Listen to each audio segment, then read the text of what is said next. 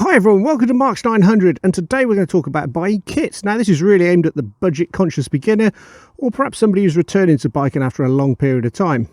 Now it's not a detailed study of things like ISO standards and CE markings. Well, we've got to mention those things, but really this is just about giving you enough knowledge so that you can go into like a motorcycle clothing store and you've got a rough idea about what to look for. As usual, all of this is just a bit of advice based on some of the horrendous mistakes that I've made in the past. You'll see some of them later on. And it works on the principle of ATGATT, so you should be wearing all the gear all the time. So you may have spotted that I'm actually wearing shorts, and you might think this is a bit of a joke or a bit stupid. But actually, have a look at this picture from the 1990s. Yes, that's me on a Suzuki GN250 flying around the Mediterranean with nothing more than beachwear, a pair of long socks and a quiff for protection. So imagine the consequences of me falling off dressed like that, which thankfully never happened. So let's start then with what I will contentiously say is the easiest thing of all to buy, and that is the helmet.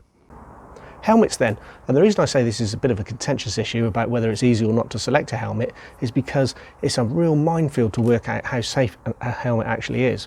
Now, on the back of a helmet there should be stamped, or at least a sticker, that tells you what standard that helmet has been built to. Now, in America they use the DOT standard. Over in Europe, and I include the UK in that, we have the EC standard. So on the back of here it says EC ER 22-05, which means that it's been approved to that standard. This helmet has got exactly the same written on the back of it as well, but this has got the addition of a gold sticker. So that gold sticker there means that I can take this onto a track on the UK, whereas this one wouldn't be accepted.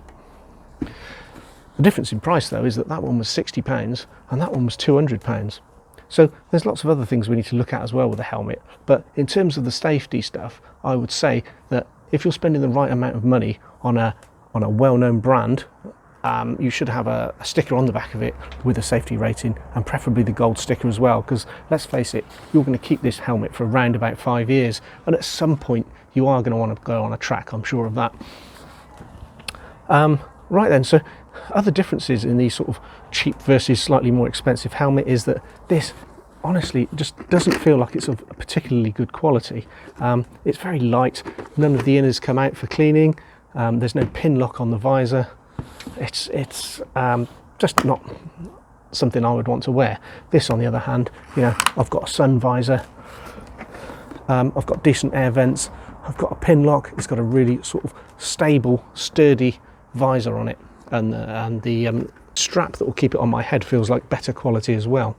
Now, I would suggest then when you're going into a shop, well, first of all is go into a shop, don't buy these on the internet, because you just don't know what you're going to get, and you don't know whether it's going to fit you. After all, you can actually buy some of these stickers on eBay. So I would say then that what you need to do is stick to a well-known brand like HJC. These apparently sell more helmets worldwide than any other company. Spend round about £200 and go into a shop, get it fitted, make sure it fits well and make sure it's comfortable, and that way you keep this, as I say, for around about 5 years before you'll need to trade it in for another one. Other top tips I've got for you, one thing is that when you put these on, they tend to feel quite snug and tight. After a while they get looser, so if it does feel very snug when you try it on in the shop, that's probably about right, to be honest with you. This one now almost feels a little bit too loose on my head, which is a bit of a worry, but when I bought it, it was quite a nice fit. So that's just one thing to watch out for. The second thing is, and this is just cosmetic, but you know, I've had 3 bikes in the last 18 months.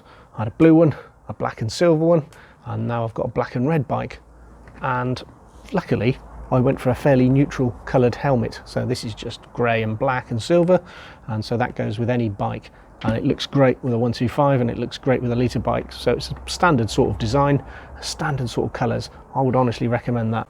But what you need to be careful of is buying helmets which are sort of leery colours or something that specifically matches your bike, because as soon as you trade your bike in, and you probably will at some point, you need to change your helmet. So there we go then, helmets. Summary: spend around about £200, buy a decent brand and get it fitted properly in a shop. Don't buy one on the internet. Right, next up then, boots. Now boots were probably the last thing that I bought. The reason is that I dug these out of the shed and I thought, well, they'll do the job. They're made of thick, sturdy leather, they've got a nice thick sole on them, and if I'm honest, they feel really safe, and I reckon they'd be okay in the unlikely event of a crash.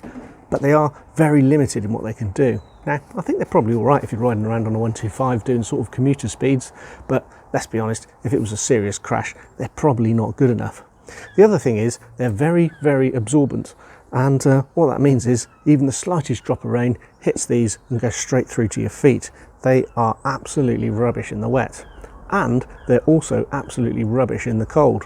So, okay, if you're on a 125, you're riding around in the summer, you can probably get away with these for a while, but to be honest, I wouldn't recommend it, and I don't think I'll be wearing those on my bike again. After about 6 months of riding around in these, I took myself to the motorcycle gear shop and I bought these for about £140, and they are an uncompromising motorcycle boot. Now, they keep my feet nice and warm in the winter, and they also seem to keep my feet cool in the summer. Not only that, but so far they've been 100% waterproof. They've got all sorts of protection around them, and I feel quite confident that they'll protect me in a crash. Now, inside there's a safety label, so they meet a CE standard. The standard is listed on there, and it says they reach level 221. So armour is either level 1 or level 2.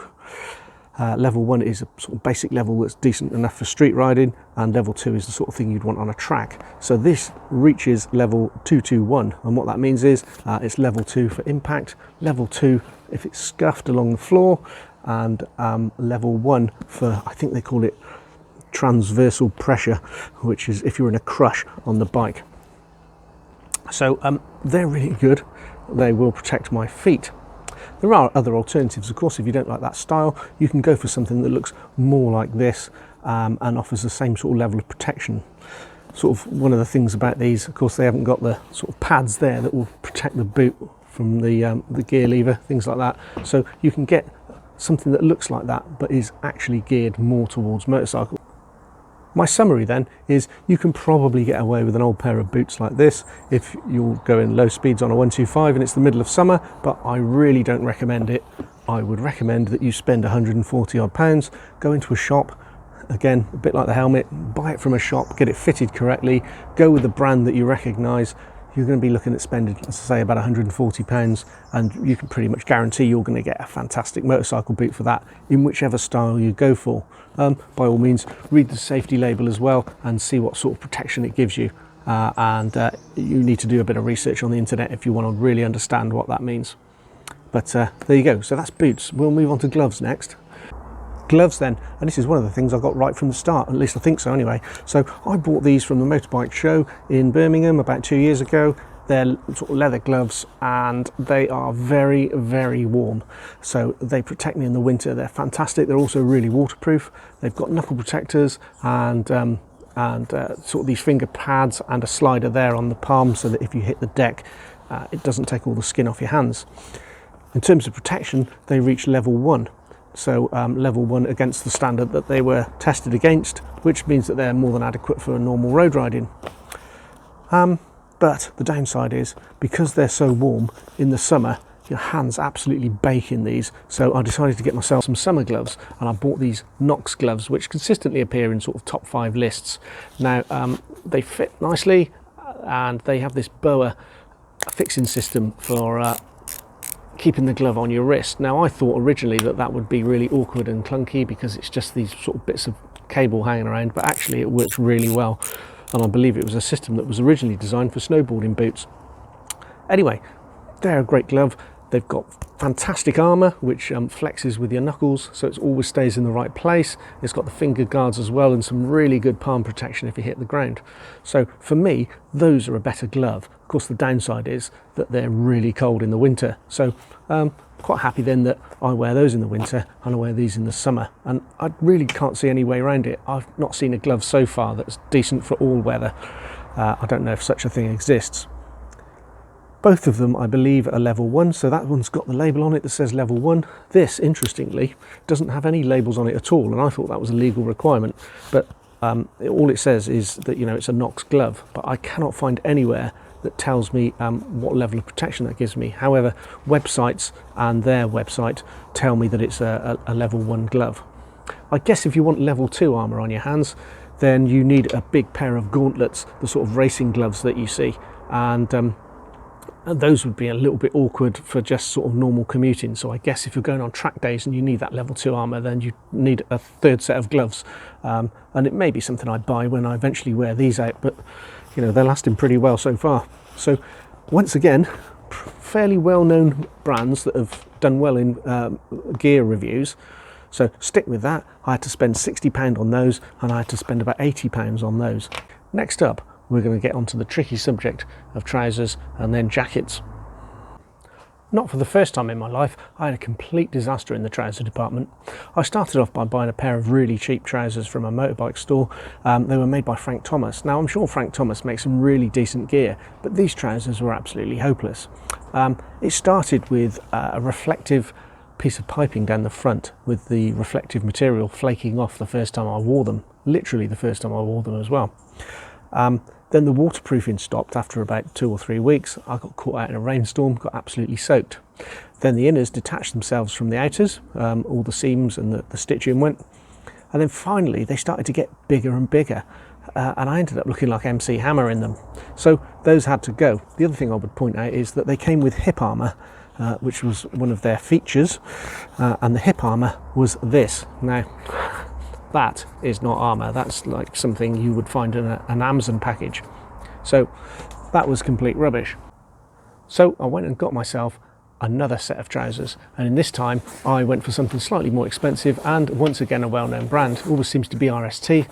That's just coincidence. I'm not sponsored by them, and I'm not particularly wedded to that brand, but they are RST trousers.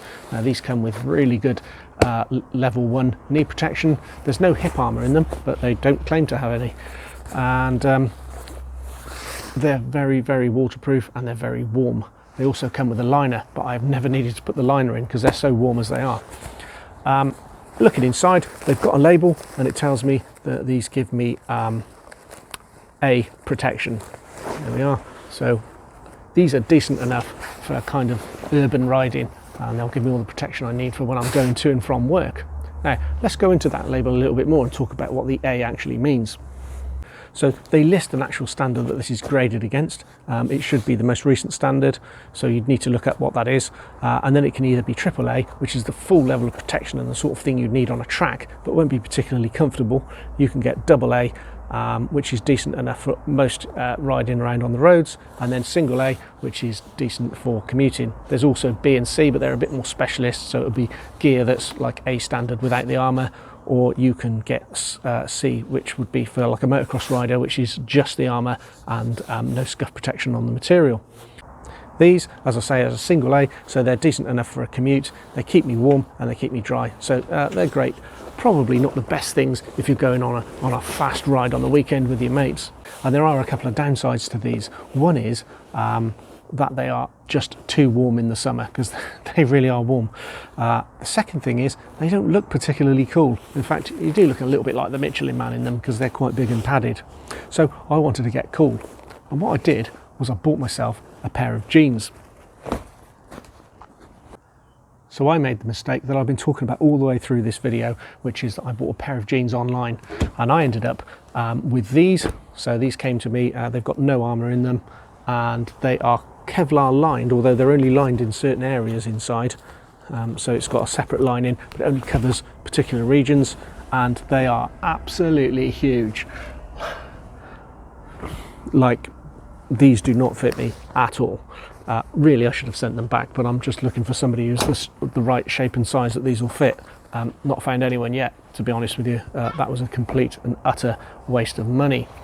So I took myself to the Motorcycle Megastore in Swindon and tried on a pair of Oxford jeans. Now, oh, incidentally, these have got no safety rating in them whatsoever either, so I've got no idea what protection they're at.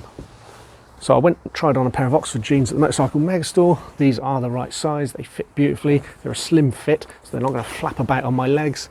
They come with level 1 knee armour, which seems to be fairly substantial level 1, and also some really good hip protection as well. So you see, not the flimsy stuff that I had previously.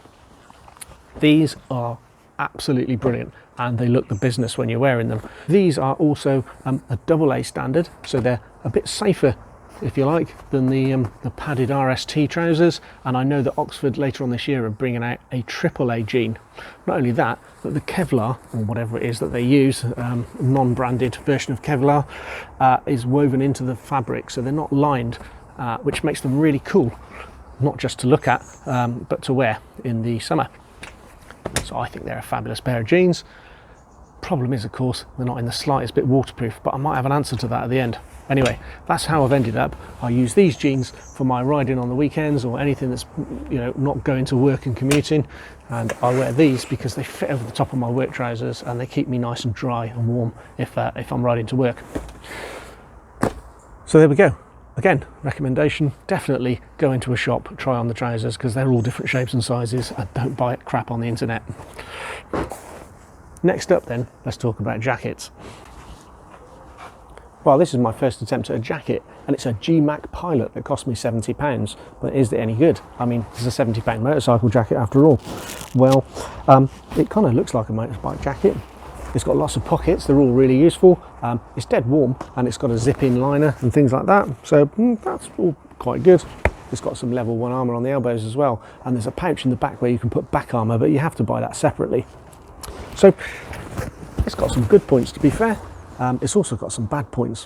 One of them is that the zip is already starting to break down at the bottom. Well, I say already, I've had it about 18 months and it's starting to break down there. I've got these flappy clip things that come undone as soon as I ride down the road. And the main thing is, it's not particularly waterproof. In fact, it's not waterproof at all, let's be fair. It's like wearing a sponge. So I bought it for kind of winter riding, and it's absolutely hopeless for winter riding. The final thing I'll mention about this is that it doesn't have any labels in it that tell me what level of protection it's got. So although it's got sort of plenty of armour and places to put armour, I've got no idea how safe it is. So I decided I needed to get something else, something that's cooler and something which offers more protection in the event of a crash. So not this. So I ended up with then, surprise, surprise, an RST leather jacket. This has got AAA protection, and there's a label inside that tells me it's got AAA protection, so I could wear this on a track day if I wanted to. And personally, I think this looks cool. It really does make me feel safe, but the only downside to it I can find really is that being sort of AAA standard protection, it's completely uncompromising, and to wear it like this feels a little bit uncomfortable. But the moment you drop into the sort of position you would be on a motorcycle, then it feels fantastic, and when you ride with this it feels brilliant as well. Now, one of the upsides to it that I never really thought about until I started to wear a jacket like this is that the old motorcycle jacket was quite big, and it actually acts like a parachute, so when you accelerate quickly you kind of get thrown towards the back of the bike, and that's the pressure of the air pulling this jacket backwards. With this you don't get any of it, you just cut through the air. I mean, I honestly don't know how I got by without this jacket before. I think it looks cool, I mean, it's brilliant. It did cost me about £200. Now, the only other thing I would say, which is a slight criticism for RST, is that it does come with, again, a pouch at the back where you can stick your body armour. But it doesn't come with any armour at the back, so you've got lovely, great shoulder pads, which have got a pad on the inside and a slider on the outside. You've got great elbow protection, and you've got this sort of area at the back that doesn't come with anything. So I had to buy an aftermarket piece of armour, and I bought some level 2 back armour for it, which cost me sort of £35. Which is a real shame it didn't come with that. The final thing that I'll note with this is that I went out in the rain with it, and it was completely waterproof, despite the fact that there's sort of vent holes in the leather that seem to go all the way through. In fact, you can see daylight through them. Even so, it was completely dry in the rain, which is brilliant. So my recommendation then, honestly, is to get some leather in your life. Downside, of course, £200. Okay, so you've got yourself some decent gear, but you don't know how waterproof it is. Well, the jeans, definitely not waterproof, and the top, so far so good, but you can't be too sure. So what I did was went onto Amazon, got myself some just regatta type waterproofs. So for tops and bottoms, they come in at about 20 quid. I got them a size larger than I would normally wear, and then I can just slip this over my gear if I need to. Okay, it doesn't look particularly cool, but you're riding in the rain. You're not going to be going particularly fast, and no one's going to see you. So that's really all I'm going to say on waterproof gear. Obviously you can buy proper motorbike waterproof gear, and a lot of it tends to be luminous, so it's very bright in the gloomier weather. That's not a bad idea either, but I went for the cheap option and no regrets so far. Of course, I'm not saying you have to buy leather. If you're the sort of person that rides a dual sport bike or does a lot of touring, you might want to go for a slightly different style. You know, something that looks like this but probably isn't this. So proper touring jackets tend to be Gore-Tex lined. They've got all the protection you could ever want in the case of a crash, and they will come in at about £700 rather than 70. So that's about it really. I hope you've learned something from my mistakes. I think I finally got there in the end. I've got a jacket that I think looks cool. I've got jeans that look great. My only problem now is I don't really know whether I should wear my boots on the outside of my trousers or whether I should wear the boots underneath. But let's be honest, that's a bit of a first world problem, and I'm sure I'll come to the right answer with that. So, hope you've enjoyed the video. See you again soon.